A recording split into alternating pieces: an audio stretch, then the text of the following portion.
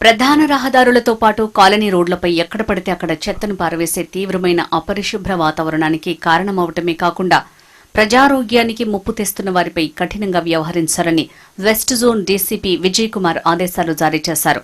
బుధవారం west zone పరిధిలోని Jubilee Hills, Madhuranagar, Borabanda police station పరిధిలో పర్యటించిన డీసీపీ విజయ్ కుమార్ ఆ ప్రాంతాల్లోని పోలీసు అధికారులకు, సిబ్బందికి పలు కీలక ఆదేశాలిచ్చారు.